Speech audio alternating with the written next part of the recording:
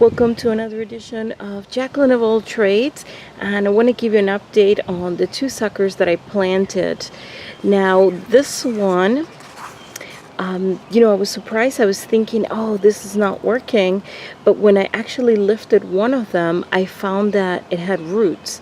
So this is one of them, and then this one, which is actually pretty amazing, right here. So what happened was the big leaves kind of shriveled up, but then we got a whole bunch of new growth. So I am actually quite impressed. So the transplanting of suckers really does work. Now other things that I have right here, these are purslane. And this is the most successful I've ever been when it comes to seeds. I just threw them on. They're not supposed to be buried in the dirt.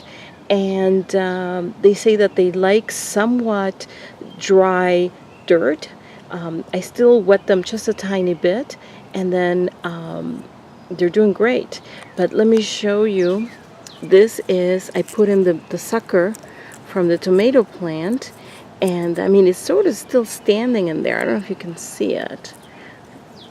So the leaves shriveled up once you plant them, and then they new growth eventually shows up. So let me show you a few other things here. This is I have basil leaves actually coming up, and the two ones here, those are the very initial leaves, and those will eventually fall off. And then the two little ones, those are the true leaves of the basil plant. And again, this is one of the most successful plantings I've ever had. I think part of it has to do with being exposed to sun the whole time. And I think the other thing is not overwatering them. In terms of the tomato plant, I think I showed you some of the things that I've done with it, how I got rid of a lot of the dried out leaves, and they're doing great. I don't know if you can see right here. Let's see where my hand is. There's like little tomatoes. There's little green tomatoes, and there's little tomatoes over here. You probably can only see my hand.